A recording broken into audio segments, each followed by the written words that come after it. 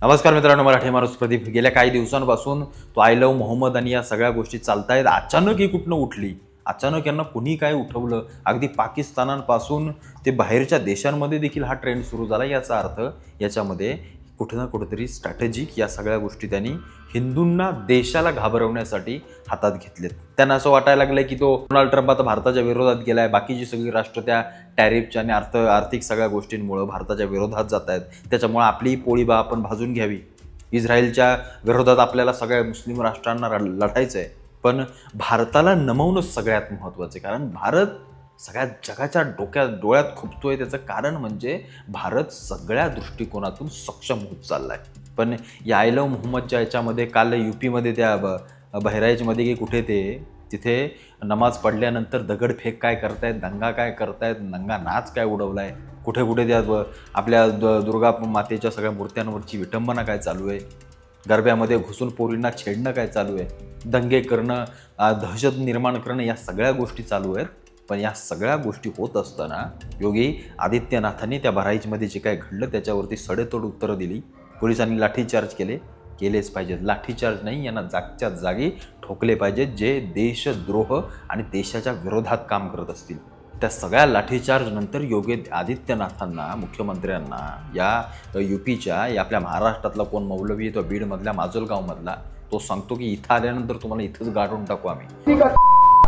को इतनी हिम्मत नहीं होती कि वो हुजूर सल्लल्लाहु अलैहि वसल्लम के शान में गुस्ताखी करे। मोहतरम सामने कराम, मैं उस योगी को मदीना गांव शहर से, मुस्तफा मस्जिद के सामने से ये चैलेंज करता हूँ कि अगर तेरी अगर इतनी हिम्मत है तो तुम मदीना गांव में आकर खाली सिर्फ और सिर्फ आका सल्लल्लाहु अलैहि वसल्लम के नाम के जो गुस्ताख है, जो गुस्ताखी का जो आय लव्ह मोहम्मद के नाम पर जो आज बैनर लगा रहे हैं, अगर तू उन्हें अरेस्ट करेगा तो मैं कसम खुदा की मुस्तफा मस्जिद के सामने के उसे चैलेंज करता हूँ कि तू मस्जिद गांव से हमारे साल भैया के दादे तक भी तू नहीं पहुंच पाएगा, कि तुझे उठाकर सीधा तुझे दिया जाएगा.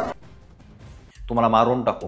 ह्या धमक्या देणं यांना उघडपणे एवढं जमतंय. एवढी यांची ताकद होते का यांची ताकद होते? कारण हे सगळे लोकशाहीला पायदळी तुडवणार आहेत. यांना काही घेणं देणं नाहीये, काही कसलंही घेणं देणं नाहीये. प्रक्षोभक भाषणं करणं, काहीही बोलणं हे यांच्या रक्तातच.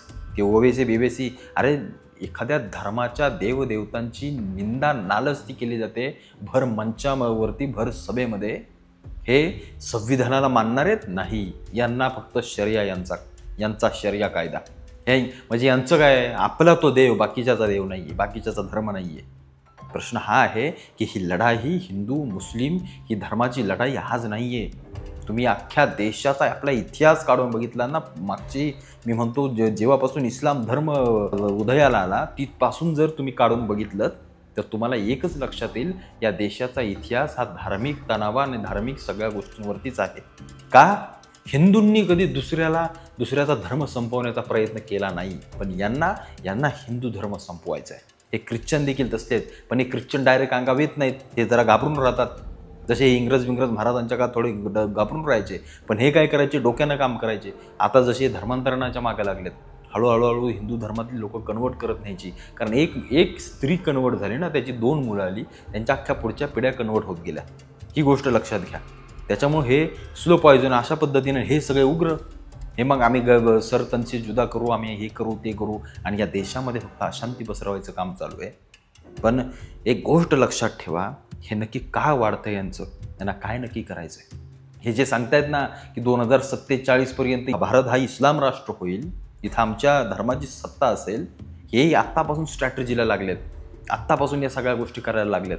हे फक्त मुलं काढतायत आणि त्यांना एक गोष्ट त्यांच्यामध्ये खास करून भिनवली जाते, त्याचा आधार कार्ड मी कर, नाही तर नको करू, काही नाही, पण वोटिंग ID करायचं हे त्यांच्यामध्ये सांगितलं जातं.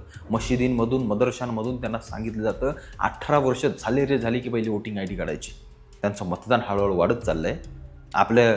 आम्हाला मुलं नकोत, आम्हाला ॲडॉप्शन बरं वाटतं आहे, बरं ठीक आहे, आपली लोकसंख्या कमी होत जाते. याचा परिणाम काय होणार? याचा परिणाम असा होणार की सत्तेत ते येणार आणि तुम्ही मायनॉरिटी म्हणून तुम्हाला, जसे काश्मीरमध्ये हे हिंदू मारले गेले, कापले गेले, जसे बंगालमध्ये कापले गेले, तशा सगळ्या गोष्टी या देशभर पुन्हा होतील.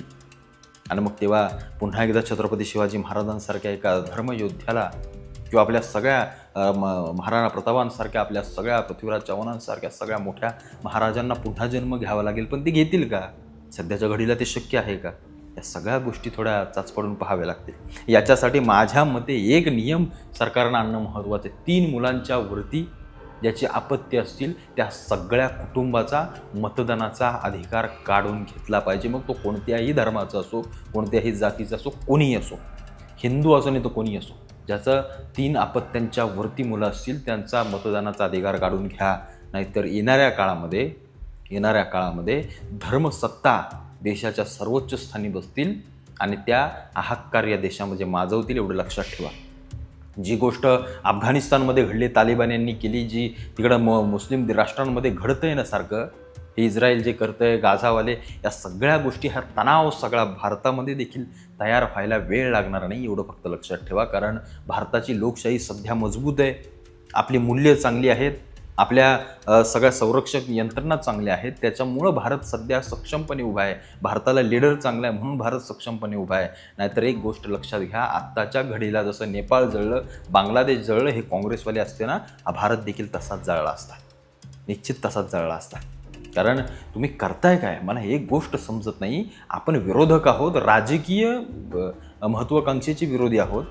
एक राजकीय गोष्ट आहे म्हणून आपण विरोधक आहोत. आपण देशाचे विरोधक नाही आहोत.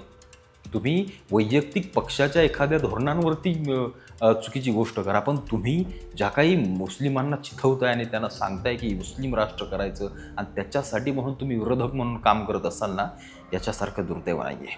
तुम्ही विरोधक म्हणून हिंदू धर्म अख्खा संपवावा याच्यासाठी जर तुम्ही काम करत असाल तर तुम्ही राजकारण नाही करत, तुम्ही फार विचित्र गोष्ट करताय. एवढं लक्षात ठेवा. कारण या देशाची फाळणी पाडूनच सगळ्यात महत्त्वाची मोठी चूक झाली. आमचे इकडं म्हणजे ही धर्मशाळा आपली देश ठेवला, बाकी पाकिस्तान आणि बांगलादेश हे सगळे मुस्लिम देशांना देऊन टाकले. ही परिस्थिती अत्यंत गंभीर होईल येणाऱ्या काळामध्ये. कारण तुम्हाला एक गोष्ट सांगतो, हे तुमच्या केसेसला तुमच्या फाशी होईल मला आणि मी काय करी, काही त्यांना भीती नाही आहे. त्यांच्या धर्मामध्ये जिहाद हा शिकवला जातो की आपल्या धर्मासाठी मरायचं, काहीही तू कर, पण समोरच्या हिंदूला 2-3 जणांना मारूनच मारायचं, त्याला संपूनच मारायचं, हे त्यांना शिकवलंच जातं आहे. त्याच्यामुळं त्या तरुण पोरांची त्यांच्या माथी भडकवली जाते. त्यामुळे त्यांचा दोषच नाही काही, कारण त्यांची शिकवणच ती आहे.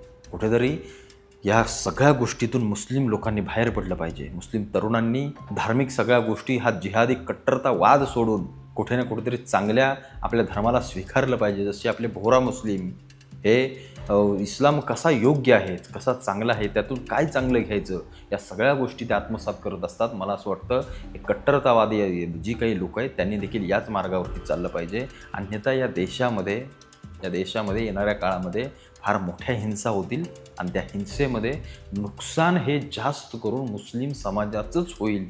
एवढं फक्त त्यांनी लक्षात ठेवावं.